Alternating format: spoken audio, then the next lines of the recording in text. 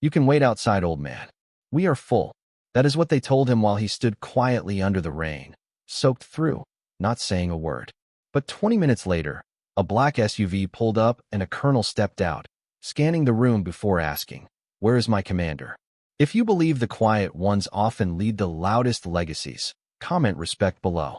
The rain started as a gentle mist that Thursday morning. By noon, it had transformed into a downpour that turned gutters into rivers and umbrellas into useless accessories. The kind of rain that made everyone hurry. Everyone except Gerald Jerry Banks. At 72, Jerry moved with the deliberate pace of a man who had learned that rushing rarely changed outcomes. His weathered hands, marked with age spots and old scars, gripped the appointment card as he approached the Veterans Medical Center. The 2:15 slot had been scheduled 3 months ago, a routine checkup, just making sure the heart that had carried him through 2 wars was still keeping good time. The waiting room was crowded when he arrived. Men and women of various ages, some in wheelchairs, others with canes, a few with service dogs, filled every available seat. The television, mounted in the corner, played the news with the volume too low to hear. Jerry approached the front desk, his rain-dampened clothes dripping slightly on the linoleum floor. "Gerald Banks," he said quietly. "I have a 2:15 appointment." The receptionist, young, harried, with 3 phone lines blinking, barely glanced up from her computer screen. "Banks," she typed rapidly, frowned. "I am not seeing you in the system." "I have the card right here," Jerry said, sliding the appointment reminder across the counter. "Dr. Levine, every 6 months." She took the card, examined it, then typed again. "Oh, you were rescheduled. There was a system notification sent last week." "I did not receive anything," Jerry replied, his voice still calm. No accusation, just a statement of fact. The receptionist sighed, not unkindly, but with exhaustion. "I am sorry, Mr. Banks. We are at full capacity today. There is nothing I can do." Veterans were lining up. The rain outside had intensified. "When can I be seen?" he asked. "You can reschedule for next week, or," she glanced at the crowded waiting room, "you can wait outside. If we have any no-shows, we might squeeze you in. But honestly, it would be better to come back tomorrow." Jerry nodded. "I will wait." "Sir, we really do not have any room inside. You would need to wait outside." And with this weather, she let the implication hang in the air. "I understand," he said. She was already looking past him to the next person in line. "Sorry, sir. You can wait outside, old man. We are full." Jerry turned away without protest. He had no umbrella. His light jacket offered minimal protection, but he walked outside and settled himself on a bench beneath the inadequate overhang, where rain still splashed against his shoes and neck. He sat perfectly still, hands folded in his lap, patient, uncomplaining. The rain soaked through his clothes, plastering his thinning gray hair to his scalp. A young nurse hurried past, hunched against the weather. She glanced at him with momentary concern, then rushed inside. A security guard stepped out for a cigarette. "Nasty day," he commented. "You okay, Pop?" Jerry nodded. "Tough break," the guard said. "Poor guy?" Then he flicked his cigarette into a puddle and disappeared back inside. What no one told me was that the quiet old man sitting uncomplaining in the rain had once commanded hundreds into battle, had made decisions that saved dozens of lives, had been decorated for valor under circumstances still partially classified. Inside the center, life continued its normal rhythm. Veterans were called in for appointments. Forms were filled out. Medications were dispensed. The organized chaos of healthcare churned forward, uninterrupted by the man sitting patiently in the downpour outside. Melissa Weller, a junior administrative staffer, was filing paperwork when she overheard the front desk receptionist mention the name to a colleague. "Had to send an old guy named Banks outside to wait. Scheduling mix-up." Melissa paused, a folder suspended halfway to the cabinet. Banks. The name triggered something in her memory. Conversations at family dinners, stories from her childhood. Her father, now retired Colonel James Weller, had spoken that name before with reverence. "Excuse me," she said, approaching the reception desk. "Did you say Banks?" "Gerald Banks." The receptionist nodded absently, already focused on another task. "Yeah, scheduling error. Nothing we could do." "Do you know if he served in Iraq? Operation Iron River?" "No idea, just an older vet." "Why?" Melissa hesitated. "Just curious. My dad served there." She returned to her desk, pulled out her phone, and sent a text to her father. "Dad?" There is an older veteran named Gerald Banks sitting outside our center in the rain because of a scheduling error. Was not that the name of your commander in Iraq? 3 minutes passed. Then her phone lit up with a response that made her stomach drop. Where exactly? Then another message. Is he still there? Do not let him leave. I am coming. Melissa walked to the window and looked out at the solitary figure still sitting on the bench, rain now streaming off him as if he were part of a fountain display. He had not moved, had not sought better shelter, had not complained to anyone, just sat, waiting with a dignity that made her throat tighten. She sent a quick confirmation to her father, then approached her supervisor. Sir, I think we may have a situation. 22 minutes later, the distinctive rumble of a powerful engine cut through the sound of rainfall. A black government-issue SUV pulled up directly in front of the medical center's entrance, ignoring the no parking signs. Colonel James Weller stepped out, not bothering with an umbrella. Though retired for 3 years, he still wore his uniform with the precision that had marked his 30-year military career. Rain immediately darkened the shoulders of his jacket as he strode toward the entrance. Inside, he did not pause at reception, did not sign in. His presence, ramrod-straight posture, the quiet authority that needed no announcement, caused conversations to falter as he moved through the waiting room. Water dripped from his cap onto the floor, marking his path with dark droplets. He stopped in the center of the room, surveying the space with the practiced efficiency of someone who had assessed far more dangerous environments. His voice when he spoke carried without shouting, the command voice that had directed men through sandstorms and gunfire. Where is my commander? The room fell silent. Even the television seemed to lower its volume in response. The receptionist who had turned Jerry away looked up, confusion evident on her face. I am sorry, sir. Commander Gerald Banks, Colonel Weller clarified, each syllable precisely articulated. Where is he? The supervisor emerged from his office, drawn by the commotion. Sir, can I help you? Colonel Weller turned, his expression unchanged. You let Commander Banks sit outside in the rain. The words landed like artillery shells, precise and devastating. The supervisor's face shifted from professional concern to dawning realization. There was a scheduling error, he began. We are at capacity today. Scheduling error, Weller repeated, the words dropping like ice. So you put a decorated combat commander out in the rain like an unwanted dog. Melissa stepped forward. Dad, he is still out there on the bench. The colonel nodded once, acknowledgement without thanks. His focus remained on the supervisor in the now silent waiting room. That man out there, he said, voice low but carrying to every corner, saved my life and the lives of 11 other men when our position was overrun near Fallujah. When he had the chance to evacuate, he stayed behind, ensured everyone else got out first. He paused, letting the words sink in. And you could not find him a chair. The supervisor swallowed visibly. We did not know. You should not have needed to know, Weller cut him off. He is a veteran at a veterans medical center. Some names come with a past you should never ignore.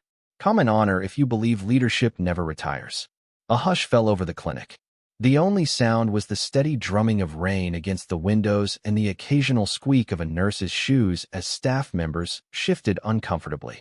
The center's manager, Dr. Harris, emerged from a consultation room, alerted by the unusual silence.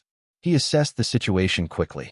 The uniformed colonel still dripping rainwater onto the floor, the stricken expressions on his staff's faces. Colonel, he said, extending his hand. I am Dr. Harris, center director. There seems to be a situation. The situation, Colonel Weller interrupted, ignoring the offered hand, is that Commander Gerald Banks has been sitting in a downpour for, he checked his watch, 47 minutes because your staff could not accommodate a scheduling error. Dr. Harris's professional smile faltered. I apologize for any inconvenience, but we operate under strict capacity guidelines. I am sure we can reschedule Commander Banks for Pull Up Operation Iron River, Iraq 2003, Weller said, cutting through the administrative excuses. His voice carried the weight of absolute certainty that he would be obeyed. You will see a man who stayed behind under fire to get my squad out. The room remained silent. Dr. Harris hesitated, clearly weighing whether to assert his authority or comply. The intensity in the colonel's eyes made the decision for him. Melissa, he said to the junior staffer, please access the military records database. Melissa moved to a computer terminal, her fingers flying across the keyboard. The largest monitor in the reception area soon displayed a military database page. She entered the search parameters. The results appeared moments later, projected large enough for everyone in the waiting area to see. Gerald Banks, she read aloud. Bronze Star with V device for Valor. Purple Heart. Silver Star nominee. She scrolled further. Commander of Rapid Response Unit 7 during Operation Iron River. Credited with successful extraction of surrounded reconnaissance team under heavy enemy fire. Wounded while ensuring complete evacuation of all personnel. Further down a note, Commander Banks refused medevac until all subordinates were secured despite significant blood loss from shrapnel wounds. Dr. Harris's face had drained of color. The receptionist who had turned Jerry away stared at her desk, unable to meet anyone's eyes. There is more, Melissa said quietly, continuing to scroll through the file. Post-Iraq service record includes training of over 300 junior officers, development of rapid response protocols still in use today. And, she paused, looking up at her father. And what? Colonel Weller prompted. Voluntary deployment to Afghanistan at age 54, when he could have taken a stateside desk position, served as senior tactical advisor for high-risk operations. The entire staff stood frozen, the weight of their collective oversight pressing down on them. Veterans in the waiting room shifted in their seats, some straightening instinctively, others lowering their eyes in a gesture of respect. And through the window, visible to all, sat Gerald Banks, still in the rain, still silent, still waiting his turn with the patience of a man who had learned that complaining changed nothing. He is still out there, someone whispered. Colonel Weller turned without another word and walked toward the exit. No one tried to stop him. No one spoke. The automatic doors parted with a soft hiss, allowing the sound of rainfall to briefly intensify before closing again. Outside, Jerry remained where they had left him. His clothes were now completely saturated, water running in rivulets down his face and neck. He looked up as Weller approached, recognition dawning slowly in his eyes. "James," he said, his voice rough from disuse. Colonel Weller stopped before him. With deliberate formality, he removed his cap despite the rain and executed a perfect salute, the kind reserved for those significantly higher in rank and respect. "Commander Banks," he said, holding the salute until Jerry returned it with a slightly trembling hand. "At ease, Colonel," Jerry said, a small smile touching the corners of his mouth. "This is not exactly a parade ground." "No, sir, but some men deserve the formalities regardless of the setting." Weller lowered his hand. "Sir, this place does not deserve you, but I do." He extended his arm, offering support as Jerry stood. The older man accepted it, without embarrassment. The pragmatism of a commander who knew when to use available resources. Inside, faces pressed against the windows. Staff members watched in silence as Colonel Weller escorted Commander Banks to the waiting SUV, shielding him from the rain with his own body as much as possible. Dr. Harris rushed outside, an umbrella hastily grabbed from a stand by the door. "Commander Banks, please." "We had no idea." Jerry looked at him, water still streaming down his face. When he spoke, his voice was neither angry nor accusatory, just matter of fact, as if stating a simple truth. "The rain falls on everyone the same, doctor. The difference is in who notices who is getting wet." He allowed Colonel Weller to help him into the vehicle. The following Tuesday, workers installed a new sign above the entrance to the Veterans Medical Center. Simple, dignified bronze letters that caught the morning sunlight. "Veterans are always welcome, rain or shine." And below it, a smaller plaque, less noticeable but more powerful, dedicated to Commander Gerald Banks, whose silence taught us more than words ever could. Dr. Harris personally supervised the installation. The incident had shaken him deeply. Not just the embarrassment of having mistreated a decorated officer, but the realization of how easily they had dismissed a quiet old man simply because he had not demanded better treatment. New protocols were implemented immediately.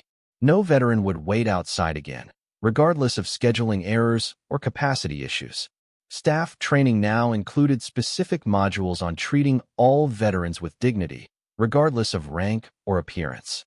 3 weeks later, on a clear autumn morning, Jerry returned to the center. Not for an appointment. Colonel Weller had arranged for him to be seen at the officer's medical facility instead, but carrying a large cardboard box. The receptionist who had turned him away recognized him instantly. She stood uncertain what to say. "Sir," she began, "I am so sorry for." Jerry shook his head, stopping her apology. "Water under the bridge," he said simply. He placed the box on her counter. "These are for any veterans who might come in without proper coats. Winter is coming." Inside the box were a dozen new warm jackets in various sizes. He turned to leave without ceremony, but a nurse, the same one who had hurried past him in the rain, stopped him. "Commander Banks," she said hesitantly, "may I ask you something?" He nodded.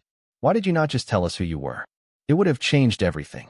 Jerry considered this, his weathered face thoughtful. Then he smiled. Small expression that nevertheless transformed his entire countenance. "Because I wanted to see how you judged me without the medals," he said. "In my experience, how people treat the unknown tells you far more than how they treat the well-known." Since that day, every new staff member at the center receives a folder during onboarding. Inside, a short essay titled "The Commander Who Waited in the Rain." The final line reads, "Remember, the quietest person in the space may be the one with the most to share." Listen before you decide who deserves your focus. Subscribe to Steel Hard Stories if you believe true leaders never need to speak first, because when they do, the world listens.